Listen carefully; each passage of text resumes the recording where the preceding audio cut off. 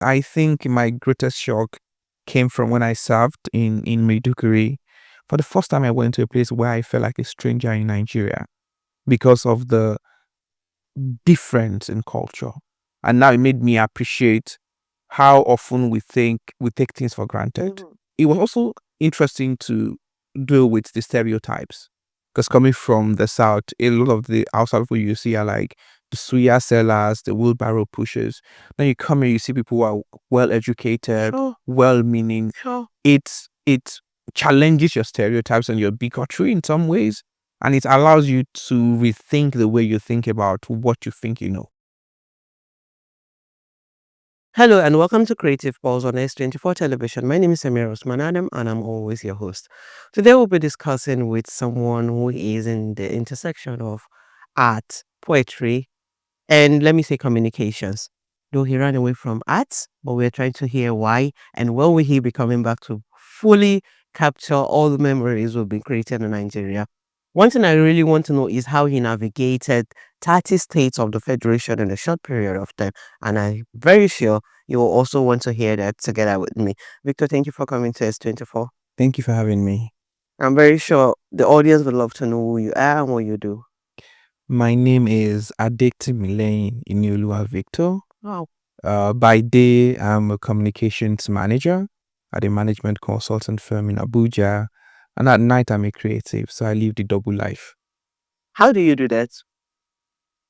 It is crazy. Man has to eat. Yeah. Right. So we need a job that pays the bill. And that's what um, strived to do. I'd applied all of the skills I learned from poetry, performing poetry, writing poetry to build a sustainable career in communications. At the same time, I've not forgotten my first passion. So whenever I have the opportunity, I still write poetry, I perform poetry, and I record poetry. I know you do things that has to do with intelligence system. How do you do it without getting distracted from communications, from art, from poetry, and all that? I think the way to think about it is intelligence is in diverse form. Many people would have you believe that the only intelligent part of everyday life is STEM, which is science, technology, and arts. Education and math, But that's not true. engineering and Engineering and math, engineering yeah. and maths. But that's not true. The humanities have their own form of intelligence. Intelligence is not only limited to what the Western body or institution have defined it to be. There are different ways to be intelligent. So whether it's in the structured form and we are doing philosophy or we are applying it in, developing strategies to make people live better lives, or we are creating works of art that would outlive us and make somebody understand how it feels like to live in our time. All of those require different kinds of intelligence. So I think intelligence is a cross-cutting thing across all of the things I do. So it's something I would say you don't find anything difficult within the navigation process. Ooh, if I'm to define difficult, I would not say difficult in the sense that, it's far out of the box. I would say difficult in the sense that sometimes you are breaking new ground. Sometimes you are applying old solutions to new terrain and you need to be careful. You might need to adapt those learnings in a different way. For example, you're planning an open mic event, you're inviting people, you're ensuring that everything works. But you are now a communication strategist that needs to plan a conference. You are trying to apply the skill you have from your undergraduate days in this scenario. But now the stakes are higher, the cost of mistakes are higher. So you may find yourself fidgeting, like, do I know enough to be here? Or you have imposter syndrome. Do I have what it takes to be in the room? That's where the difficulty is. But thankfully, you have people around you that can hold your hand, that can guide you, and you can scale through. Mostly when it comes to creativity, you will understand that there is that there is no much funding, but thanks to external donors, there is funding in places. Well, if you are to do it alone, you know how difficult it is to put your resources and expect return at the end of it. How do you plan your open mics without like trying to break the bank? Well, thankfully for me, I come from very humble background, and one of the things you will learn, What did they call you, Lapo baby? Lapo baby, no, yeah, Lapo baby versus the Nepo baby, right? And one of the things you learn early on is you've got to find a way to make things work. Sure. So in planning an open mic, for me not to break the bank, if I don't have a venue, I use under a tree or use a classroom. Maybe I don't need to have a videographer and photographer in the first event. It's really to strip it down to the core. What is the core? To bring creatives together and to sharpen one another and have a good time. We do not need a lot of funding to do that in the beginning. So we can bring people together, between ourselves, buy water, buy biscuits, and we're having a good time.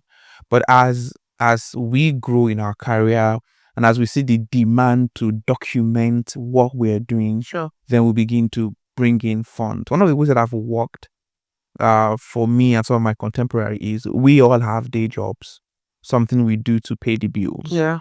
And we take from our day job to sponsor our passion. Sure. So you see people bringing money out of their pocket to sponsor a prize, to sponsor an event. And sometimes when you don't have enough, you call on your friends. I'm trying to do this. What can you offer? What can you offer? Sometimes you have a friend that can say, I'll do the videography for you free of charge. I'll come take photos. I won't bill you. I may not have money to bring, but I have skills. Someone can say, I will moderate the event for you. So it's really the power of community. Because while we were coming up in the industry, we had that as well. We had people who would go to, you're going to an event, you have a place to stay. You stay with someone, you don't have to pay the hotel bill. That's how we really have been to live in. And that is a very good one. And I think there is something I pick here where you said if you don't have money for a venue, you use under the tree. And I think that's where most of us miss it. When you don't have enough funding, you just feel, okay, let me just leave this program till I am ready. And I don't think in creativity there's a time someone is ready. So, yeah, there's never a time you are fully ready to bring out the passion in you. But once you believe there is compromise, there's sacrifice, and you have a community that will support you, definitely it's going to make a very huge difference. Let's talk about writing. How does it feel like? For me, writing has always been therapeutic. It's where I go to onboarding. When people read my writing, they feel like, oh, the writing is too intense. How do you think of this stuff? But I'm like, no, that's how I felt in the moment. Someone said poets are liars. I'm like, no, we're not liars. Something might happen and you think it's not a big deal, but to me, it feels like the world is ending. So when I write how I feel about the world ending because of that incident. And I think this will take us to the conversation of whether creatives are made or born. But in my experience, creatives, they are made. How are they made? You learn writing by writing. You learn drawing by drawing. There are rules, there are formulas. All you need to do is to be consistent in doing so. I started writing at, I think, 8 years old.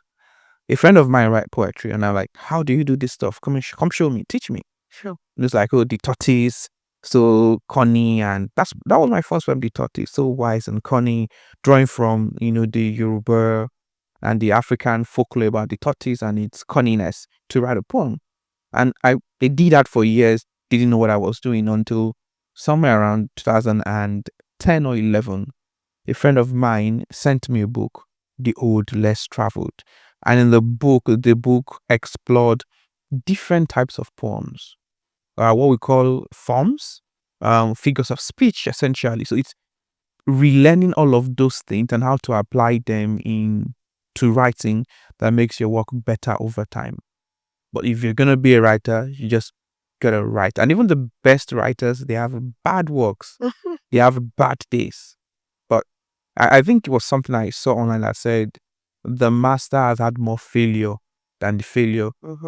Like if you're just starting out, the person you considered a failure has failed more times than you have tried. And I think there is something about failure that we don't really pay attention to. When you try, fail, It gives you an experience that, like, definitely when you're trying to do something again, you try as much as you can to avoid the mistake you made at the past. But can I say our generation or the youth of nowadays, like there is something that stops them, the fear of failure. People say this generation pay attention more to FOMO, fear of missing out. But I feel they fear failure more than fear missing out. I think it's an intersectionality of both. Yeah. And that will take us back to what we are discussing earlier about, being under the tree. Mm-hmm. Hardly would you see anybody in this age and day and age wanting to try that. Yeah. Not because, not just because of fear of failure and FOMO, but more like it doesn't have a prestige. Uh-huh. I can't post this on social media. Yeah. I can't trend this. Yeah.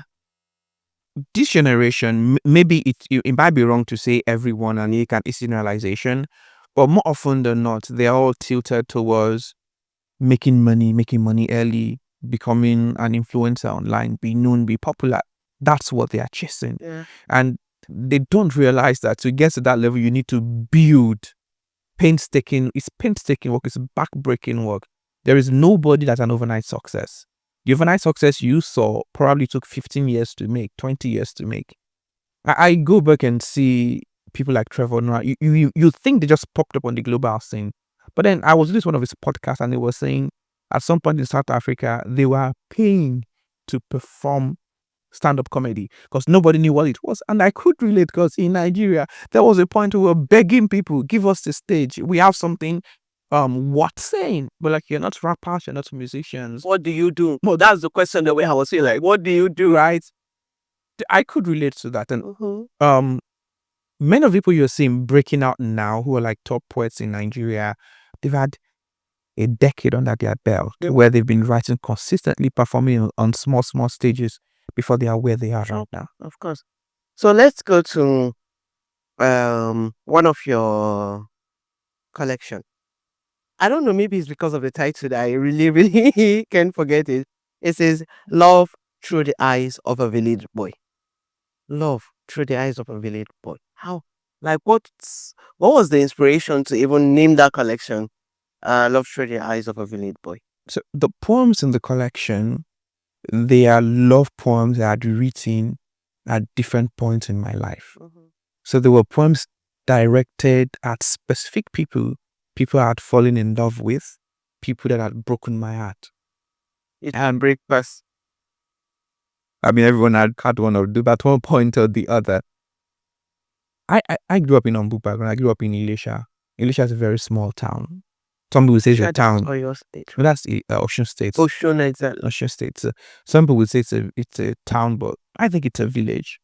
And coupled with growing up, you were not exposed to high school movies, where at the end of the day, the nerd or the genius gets the girls opposed to, and I grew up with that ideology, right? So I grew up with that naivety. So it's really love through my eyes, love through my own naivety. So I had beliefs about how love should be, what love is, the extent in which one can go to find love, grand romantic gestures. So you see that intensity really expressed in the poem. It's really how I felt.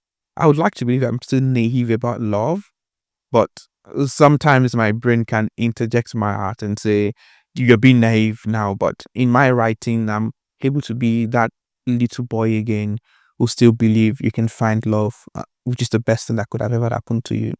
Poetry has all my pain. What pain are you talking about? I mentioned earlier that poetry is therapeutic for me. Yeah. So for every moment in my life I was going through stuff, I have poems that correspond to that moment in my life. So there are poems around heartbreak. There are poems around the uneasy relationship I had with my father. There are poems around how Nigeria makes you feel. You hear the news, all that is going on. There's a certain way it makes you feel, and you write poems about that as well. So poetry has all my pain, metaphorically, is a way to say if I've ever felt any pain, you probably will find a poem about it. But it's also to say it's my autobiography in pain in poetry. Do you write poems before you perform them, or you just go onto the stage and you know exactly what to do? There is no one way to do this. Sometimes you write a poem down, you memorize them, then you go perform. Sometimes you're writing a poem in your head. You already have the full poem in your head. You can perform it before you write it down. Yeah.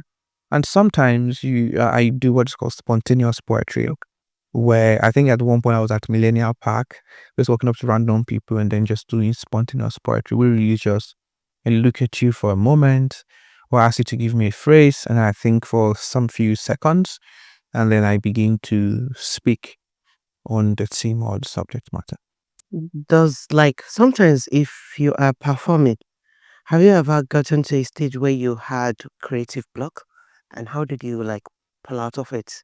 Yeah, so there is a creative block in writing itself, and then there are the moments where you're on stage and you forget your lines. And So how do you just like maneuver it? so if you forget your stage online, if you're not a professional, you stutter, you be like, what's going on? Sometimes for me, it's either you switch to the next part of the poem you remember, or you come back to, or you go back a few stanza and do that. Or you go into spontaneous poetry in that moment till you remember your line and then you continue. And this happened to, I think, was it Rudy Francisco, one of very well celebrated poets. He was performing, he was recorded, and he forgot his line. And he was like, I can't remember the line. It happens to the best of us. For writer's block, it boils down to how you write. Sometimes I write because I'm inspired. I have a feeling. So when I have writer's block, it means that feeling is not there. However, I can still rely on my prowess as a thinker, as a writer. So I can write things based on what I'm on based on what's happening or based on a theme, an idea, a message I want to pass. It may not be my best poem ever, Sure. but I still force myself to write. The beautiful thing is the poems I write on these bad days, I can come back later to edit them. In fact, your first draft is really the poem you would publish. You need to go back and revise and edit it. And that's really the for anybody that that is watching this and want to learn how to be a good writer, the magic is in the editing and rewriting. Your first draft is great, but it's not your best work. You need to go back and make it better. And that's where the real work is. I can relate to that. Sometimes if I sit down to write things, I will just finish writing and I'll be reading it. When reading, you'll not be just feeling the missing part of it. So like I believe like the creativity is not in the first draft, is when you sit down to read what you write. And the best part of it is giving someone to read what you wrote. And the person is like, okay, I don't have much to put. You've already done the work. It's very And understandable. that is critical because sometimes when we're reading our own work, Mm-hmm. we are reading what we thought we wrote. Yes. But giving it to someone to read. They now read what you write and they ask you a question. Yeah, Sometimes you assume that people would understand what you have said the way you said it. of course. It takes someone who is not in your head to say, what do you mean here? Well, this is what I meant. Okay, if this is what you meant, then Should have probably put in it in sentence, not like this tense that you use. It's absolutely. really understandable. How many states have you been to in Nigeria? I've been to close to 30, if not more. Which ones are you eyeing next? Well, I am high in Port Harcourt. That's Rivers. Yeah, that's true. Rivers. I'm okay. My target is really in the southeastern and southern part of Nigeria, because that's the place we haven't really been to a lot of. So I've only been to, I think I've been to Calabar. I've been to Ebonyi. That's really the. I've been to Bayelsa as well. Okay. That's really the three states I've been to In the south. in the south. How do you navigate those 30 states you've gone to? Well, I'm a relatively young man. And at different points in my life, I had gone to different places. I grew up in the Southwest. So definitely the entire Southwest is my backyard. I schooled in Oyo, take vacation to Ilorin. my father is from Ogun State. Everybody goes to Lagos or just the entire Southwest. But I began to travel. Poetry made me travel. Okay. It was poetry that took me to Yola in Adamawa. It was poetry that took me to Benin. Yeah, Benin. Um, for first time I came to Abuja was also poetry. But beyond poetry, there's also my work as a development Person. officer, right? So somebody working in the development sector. That's what took me to the entire Northeast. Yobe, Maiduguri, Sokoto. Really, I've really been around. So let's not start calling names. I think it's easier when I just say all the statistics I can just tick. But those things go around on Instagram like state review. I can just Then make you the now dots, tick, dots, tick, dots, tick, dots, tick. dots. Yeah. But the experience has been fascinating. I think my greatest shock came from when I served in Maiduguri. For the first time, I went to a place where I felt like a stranger in Nigeria because of the difference in culture. Sure. If I some part of southeast south, the architecture is still like similar. I'm still able to communicate in to a degree. But when you go to Kannada and say like Maiduguri, where the lingua franca is Hausa or Kanuri, you really struggle with going around. I had to pick up a free Hausa word to buy stuff. I remember one of the first experience was like, I want to buy bread. I can see the bread. And You don't know how to tell them. I don't know how to tell them. And I'm speaking to the person and I'm pointing. And the person could not understand, and it was a language barrier. And now it made me appreciate how often we take things for granted in our climate. Staying in Maiduguri, what's the experience like apart from language barrier? You know, Maiduguri have different delicacy when it comes to food. They have a culture that they are very preserved in. How was it like? One of the fascinating things I learned in Maiduguri was just the sheer diversity in northern Nigeria. Getting to know ethnic groups like the Shua Arab, the Kanuri. Yeah, there's Canary. There's you got the Arab, Shua Arab. There's just quite a number of different ethnicities. I don't know much about them, so I won't even make a mistake of putting. But it's just fascinating to know that, okay, we are not just one, because if from the south, so you just look at the north, outside people, a monolith. But then you come and realize there are different ethnicities within northern Nigeria, each of them with their own specific customs and their own food. It was beautiful to learn that, and also to see how these different people respond to life differently. The food definitely got a little bit of getting used to. And then I think at the end of the day, I quite love, it was fascinating to realize that what we call pap ogi is what is kunu. Is it kunu gedana that is made from maize, No, that's cocoa. From maize is from sojo. Yeah, sorghum. sorghum. Yeah, sorghum is kunu. I was just like, this is pap. Like it took, like it was just interesting to know that, okay, we still have some similarities across the board. But for the food is a little bit is very sweet. I think Maiduguri have sweet tooths. Yoruba are known for their spicy food. Yeah. Yeah, but it was also interesting to deal with the stereotypes. Because coming from the south, a lot of the outside people you see are like the suya sellers, the wheelbarrow pushers.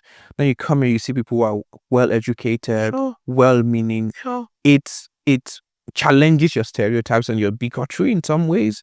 And it allows you to rethink the way you think about what you think you know. And that's one thing about like working on mindsets. People come with a mindset to the north, and at the end of the day, they'll be like, oh, they are not what I heard about. Yeah.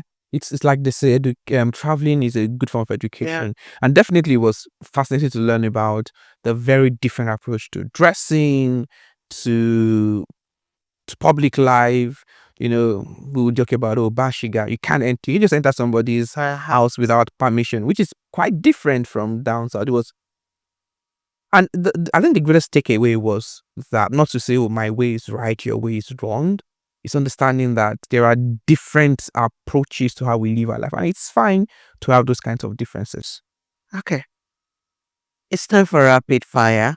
In house, we do something called rapid fire. I'll ask you a question. It's yes or no. Maybe if I would love you to elaborate to the viewers, I will ask you. It has to do with anything you are very comfortable with. For instance, should I say poetry of no, music or movie? Movie, Movie. Yeah, reasonable enough. So, books or movie? books. Okay, it's getting interesting. If you say books, do you prefer ebooks or hardcovers? Tricky one, but hardcover. Hardcover.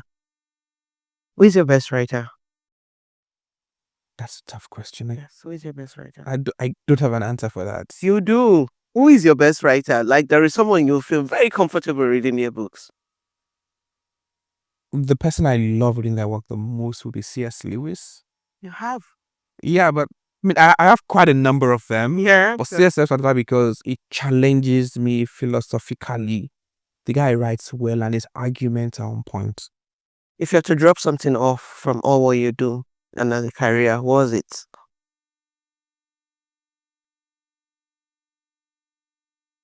Maybe the corporate job.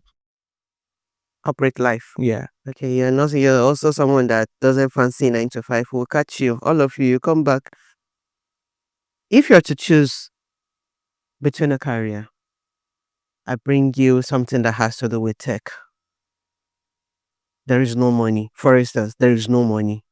And I bring you something that has to do with what's it called? Let me say, I tell you to divert to acting. And there is much money because I know your passion will be in tech, but like which will you choose? Tech or the movie industry?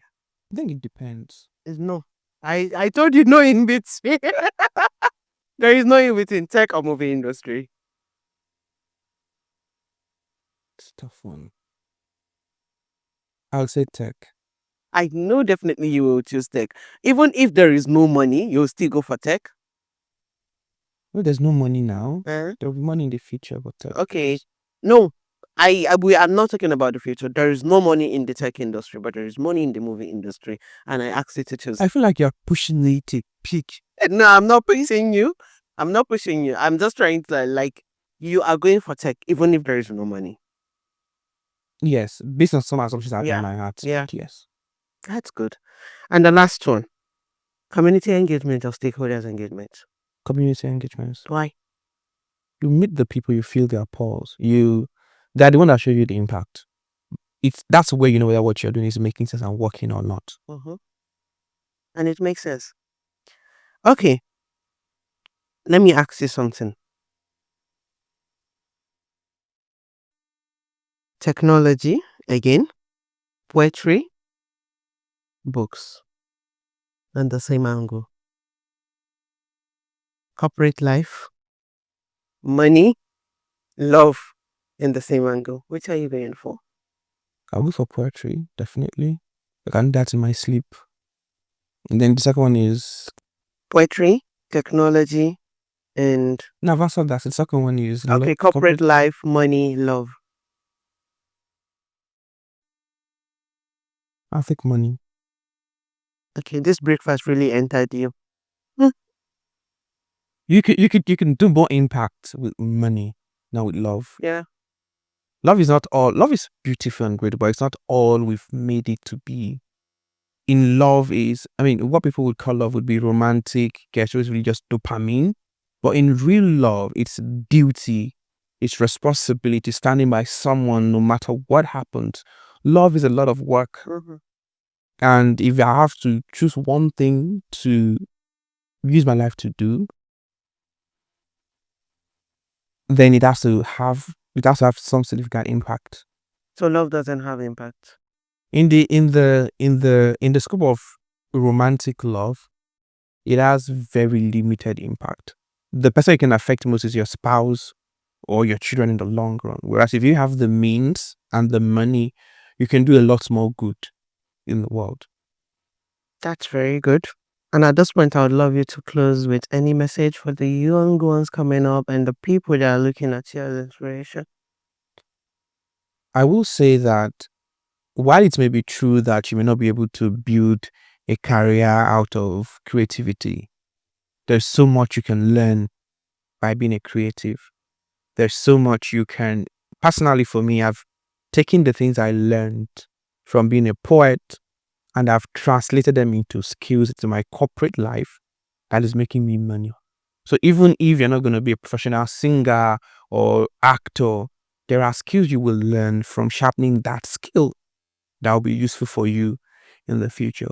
And yes, it's not a easy road. You will fail, you will stumble, but you're gonna keep going. Thank you so much, Victor, for coming. And it's an honor to have this discussion, or let me say a conversation with you. I hope when we call on you next time, you'll be available to visit S24 television. Absolutely. Thank Been a you very pleasure much. being here. Thank you. And at this point, we come to the end of Creative Pause. Join us next time on another interesting episode. I remain your host, Samira Osman Adam. Thank you for watching.